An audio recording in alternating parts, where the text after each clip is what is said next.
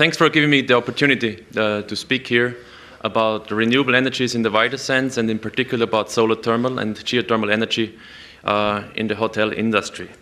The content of the presentation, I tried to keep it rather small and precise because generally I think the hotel industry is a very, as we heard earlier, has a very different frame from other industries. So it's quite a huge industry.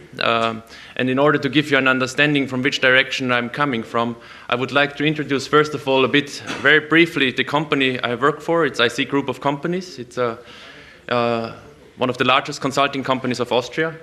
Then some personal background, because I have certainly also a background in energy efficiency, renewable energies. Then we're gonna speak about our experience in hotel industry regarding renewable energies, energy efficiency, because I think you cannot really, there is not really a book how hotel industry works. So I try to bring in some experience from our last projects we had, and then we're going to focus on the two technologies, solar thermal energy and renewable energies, regarding the involvement of solar heat pump systems in the hotel business. So the company, IC Group of Companies, is consisting of 20 different companies. We are covering nearly all kinds of engineering, very high end in Austria and abroad. We are working in around 60 countries in Europe, 60 countries worldwide, and nearly all countries in Europe. We have offices. The main offices are shown on the left-hand side here. So we are based also in Sofia for the last 15 years. Business is ongoing here. So we have quite a good understanding of the local market conditions. And when I'm continuing on with my presentation, I will try, to have the focus of the Bulgarian business a bit reflected in my presentation, because I was hoping that there are some local businesses, some local construction companies, some local hotel industry operators are here. So my presentation is going in this direction then. So my personal background, I'm leading a small department regarding innovative building services engineering and research and technology development services in clean energy solutions, which is one of the companies within IC Group of Companies.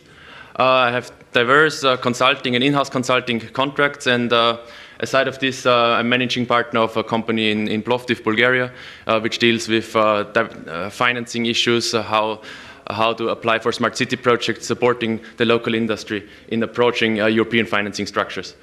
The specialized services in particular that relate to me, and we are providing on a regular basis to industry, let's say around Europe, but also going to the other continents, is related to energy efficiency auditing. So we are one of the largest in Europe on energy efficiency auditing. We're working for clients like the World Bank, like the EBRD, EEB.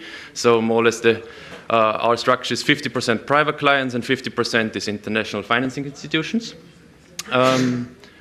Innovative building services engineering. We are providing more or less to any region in the world on project basis building services engineering. In the meantime, we have started to get involved with very high-end solutions regarding software-supported design, because this is a change that is required in order to keep up with the international developments. I'm quite intensively involved with sustainability consulting at large scale for device underground projects under preparation on the international level. Building certification is definitively also a part that is growing and is coming more and more. So LEED certification, BREEAM certification, DGNB, which is the certification scheme strongly supported by the German industry. Probably giving you a background on this, recently, there was always the question, what is building certification? Why do I need a logo? Why do I need a stamp? Like GB factory, why do I need this? So for the past 10 years, let's say past 5 years even so, it was, from some parties, it was regarded as a kind of a voodoo science. So you were always asked, why do you need this stamp? Why do you need this logo? But in the meantime, there was recently a study done by the University of Krems showing that a certificate, it is independent of which kind of certificate it is, allows you to increase the value of your property by around 4%. So if you go to the rating agencies, they will rate your building about 4% higher than a comparable building without the certificate. Then we are very much involved in smart cities research and design. And the last point is EC grant and incentives advisory. So this is the background I'm quite active in. And focusing on the hotel sector, now I have a problem as I cannot see the screen very well. But from our experience, you have two different clients in the hotel industry. You have the huge clients, 30 hotels, 50, 100 hotels plus, and you have the smaller clients. So the big ones are typically, they have benchmarking systems set up. They are very well aware of energy efficiency, renewable energies. They exactly know their potentials. And what is very nice, they are also offered by the industry. For instance, manufacturing industry that produces light bulbs, highly energy efficient, LED lighting. They're going to this hotel industry and offering them. So those hotel industrial branches typically at a very high standard, and if we are called in as a consultant to increase or look for energy efficiency potential, typically we arrive at 3% is already quite good, so 3 to 5% is still possible on energy efficiency side. And renewables, more or less, they're telling us, what they do, and they're just asking very precise and specific questions. And then we are coming to the more individual, smaller hotel operators. And in this regard, you have really, really diverse structures. So if you go to the Arab region, you are asked, does it pay off in 3 years? You go to Croatia, does it pay off in 5 years? And you go to Bulgaria, I'm not that aware of, but I would say up to 10 years might be okay. So the question is really, how to deal or where to deal with the different clients. And especially with renewable energies, it's not easy because typically, if you look to energy efficiency is pushed strongly by the public administration, by legal boundaries. But if you look to renewable energies, it finally comes down, when does it pay back?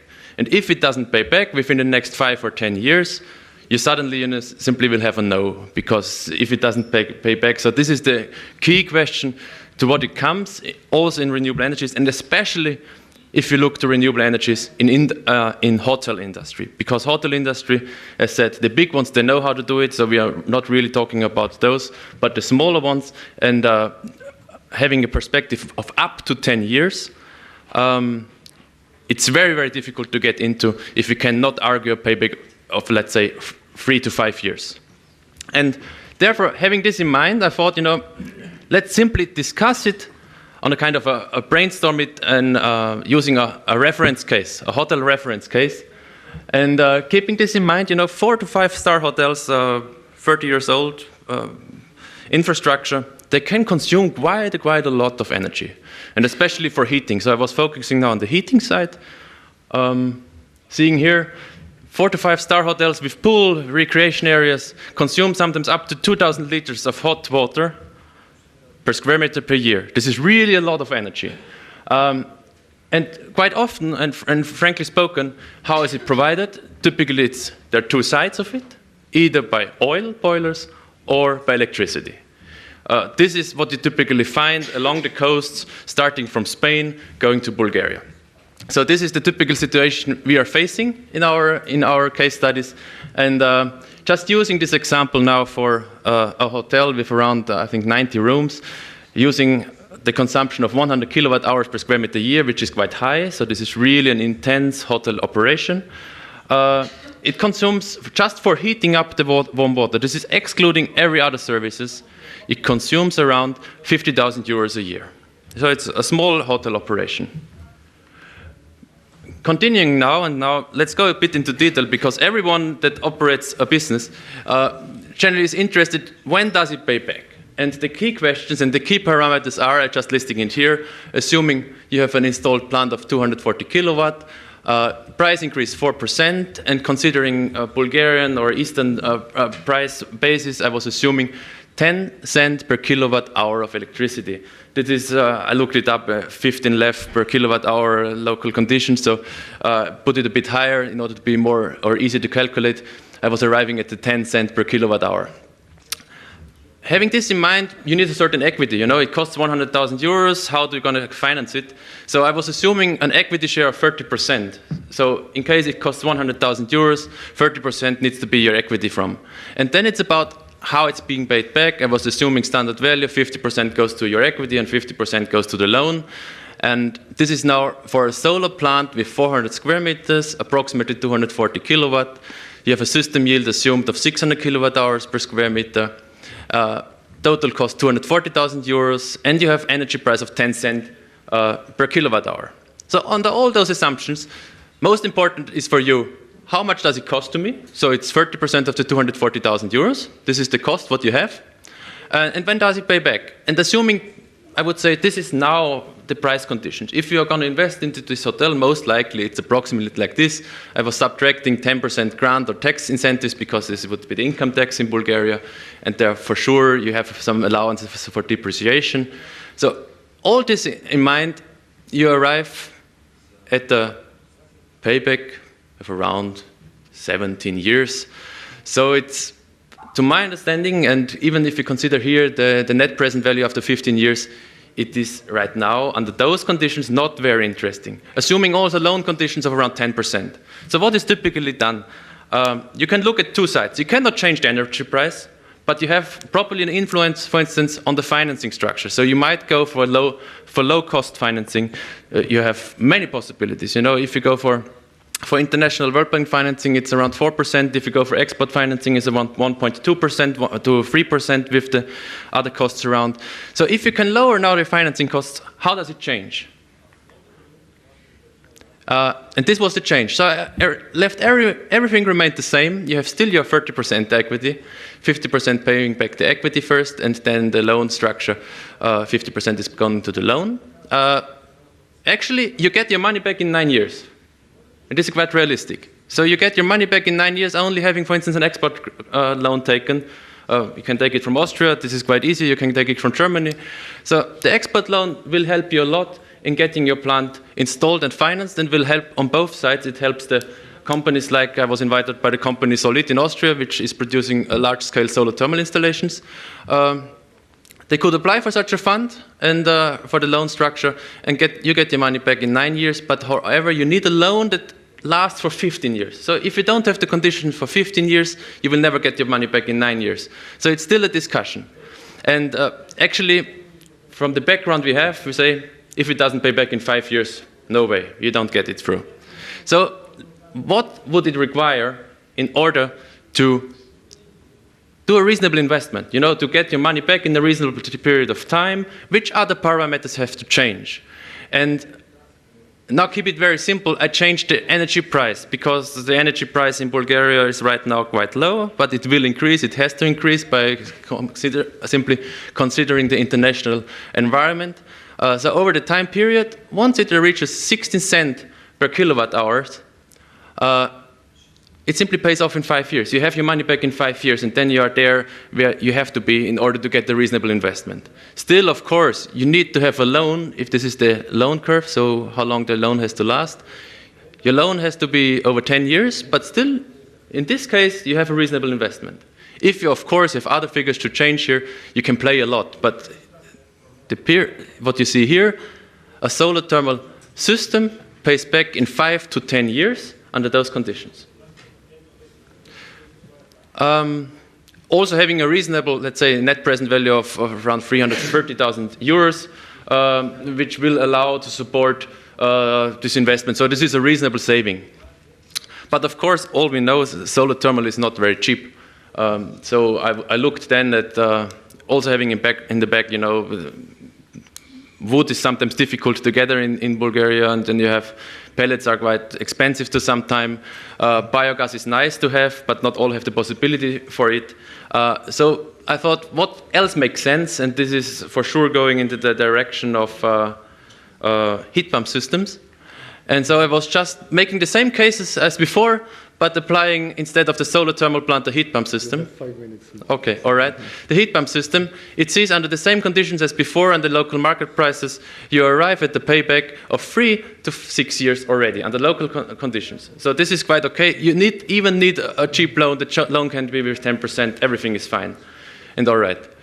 Changing the conditions again to 5%, you get it even a bit lower, and changing the price again, you know, I don't have to speak about this anymore. Your net present value is around €500,000. This is already quite, significant, so you definitely will go for it. Sum this up.